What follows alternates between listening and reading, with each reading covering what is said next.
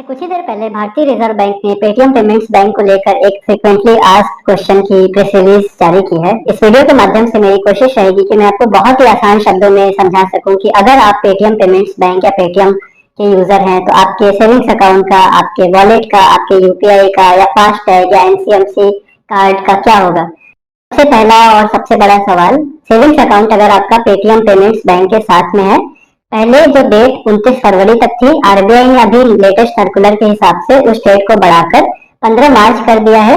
बहुत ध्यान से समझिएगा इस बात को। 15 मार्च तक आप अपने पेटीएम पेमेंट्स बैंक में पैसे जमा कर सकते हैं, निकाल भी सकते हैं, लेकिन ये भी ध्यान रखिए कि 15 मार्च के बाद भी आप पैसे निकाल सकते हैं, बस पैसे जमा नहीं कर सकते।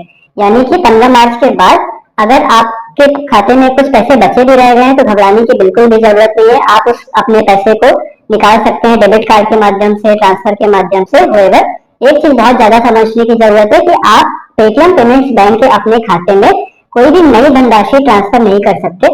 एक और बहुत इंपॉर्टेंट और समझने वाली बात यहाँ पर है कि किसी भी प्रकार का अगर रिफंड, कैशबैक या कुछ ऐसे ऐसे पेमेंट आने हैं तो वो आपके पास में आएगा, इंटरेस्ट आपके पास में आएगा, लेकिन किसी भी तरीके का नया पेमेंट आपके माध्यम से, किसी कंपनी के माध्यम से उस खाते में नहीं आ सकेगा।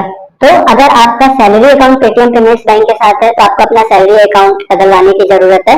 अगर आपको कहीं एलआईसी या किसी म्यूचुअल फंड से पेमेंट मिलता है तो भी आपको बदलवाने की जरूरत है। अगर आपकी एसआईपी वगैरह पेटीएम पेमेंट्स बैंक के अकाउंट से कटती है तो भी आपको बदलवाने की जरूरत है, लेकिन पैनिक करने की बिल्कुल भी आवश्यकता नहीं है। अगर आपको थोड़ा सा भी डाउट है तो आप बिल्कुल मेल कीजिए, आपको पूरा सपोर्ट पेटीएम की टीम प्रोवाइड करने की कोशिश करेगी। Another fact, wallet. तो पेटीएम पेमेंट्स बैंक ही वॉलेट को चलाता है, तो जो आप पेटीएम वॉलेट इश्यू करते हैं उससे भी पेटीएम पेमेंट्स बैंक उसका जो है इश्यूअर है। तो सेम लॉजिक पेटीएम वॉलेट के साथ भी अप्लाई होता है। आप पेटीएम वॉलेट में पैसे जमा कर सकते हैं 15 मार्च 2024 तक, लेकिन 15 मार्च 2024 में वॉलेट में किसी भी प्रकार की लोडिंग अलाउड नहीं होगी। लेकिन आपके वॉलेट का जो भी बैलेंस है आप उसको बिल्कुल आराम से यूज कर सकते हैं, उसमें कोई भी डाउट नहीं है। तीसरा और सबसे इम्पोर्टेंट, आई थिंक एक बहुत सारे लोगों के मन में डाउट है, इंडिया में 7 से 8 करोड़ के बीच में फास्टैग यूजर्स हैं जो टोल बूथ पर इलेक्ट्रॉनिक एंड डिजिटल तरीके से अपने टोल का भुगतान करते हैं। Paytm payments bank is one of the largest issuing bank जो फास्टैग को भारत में इशू करता है। लेकिन आरबीआई के गाइडलाइन के बाद से, क्योंकि जो फास्टैग एज अ प्रोडक्ट है वो पेटीएम पेमेंट्स बैंक इशू करता है, तो वो भी काम करना बंद कर देगा 15 तारीख के बाद से। लेकिन 15 मार्च 2024 तक आप पैसे लोड कर सकते हैं। 15 मार्च 2024 के बाद से लोडिंग अलाउड नहीं होगी, लेकिन आप जितना आपके फास्टैग में बैलेंस पड़ा हुआ है बिल्कुल बिना किसी दिक्कत के आप उसको यूटिलाइज कर सकते हैं जब तक आपके फास्टैग का बैलेंस खत्म नहीं हो जाता है।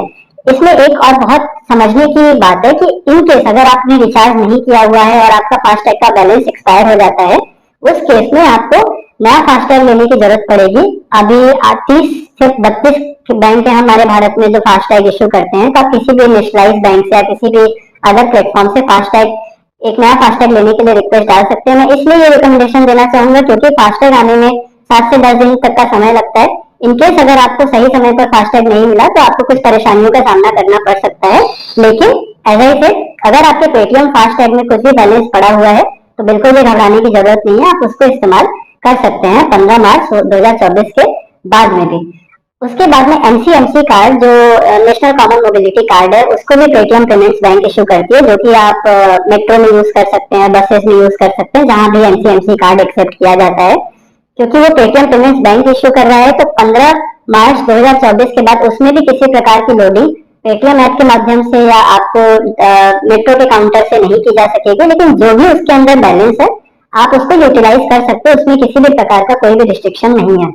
ये सारा सेविंग्स अकाउंट, फास्टैग और जितने भी पेटीएम बैंक के इशूड प्रोडक्ट है उन सबको आप जो है 15 मार्च के बाद उसमें किसी भी प्रकार का लोडिंग अलाउड नहीं है, लेकिन विड्रॉल जरूर आप कर सकते हैं। अब एक सवाल सबसे ज्यादा आता है मर्चेंट्स के लिए कि अगर बहुत सारे आप में से दुकानदार लोग होंगे, बहुत सारे आप लोग पेमेंट करते होंगे, तो आपके आसपास में बहुत सारे शॉपकीपर्स होंगे, या तो उनके पास मिस इन्फॉर्मेशन है या उनको पता नहीं है। बट अभी अभी आरबीआई ने अपने एफएक्यू में जो क्लियर किया है कि अगर कोई भी शॉपकीपर पेटीएम का क्यूआर कोड यूज करता है, साउंड बॉक्स यूज करता है, ईडीसी मशीन यूज करता है, उसको बस इतना ध्यान देने की जरूरत है कि जिस अकाउंट में, जिस खाते में उसका पैसा सेटलमेंट के लिए वो खाता पेटीएम पेमेंट्स बैंक का नहीं होना चाहिए। वो खाता आप जो है किसी भी अन्य बैंक का, नेशनलाइज्ड बैंक का खाता अपने पेटीएम के मर्चेंट अकाउंट में जाकर लिंक कर सकते हैं। तो आप बिल्कुल भी अनअफेक्टेड है, आपको किसी बात की भी चिंता करने की जरूरत नहीं है। लेकिन अगर आपका जो सेटलमेंट है, दिन भर आपने जितना बिजनेस किया, बहुत सारे कस्टमर से आपने पेमेंट लिया क्यूआर कोड के माध्यम से, यूपीआई के माध्यम से, तो उसके बाद जो आपका पैसा अगर पेटीएम पेमेंट्स बैंक में आता है ईओडी पे अगले दिन, उस केस में आपको अपना खाता बदलवाने की जरूरत है। तो ये कुछ मेजर अपडेट्स हैं आरबीआई के लेटेस्ट फ्रिक्वेंटली आस्क्ड क्वेश्चंस वाले सर्कुलर के हिसाब से।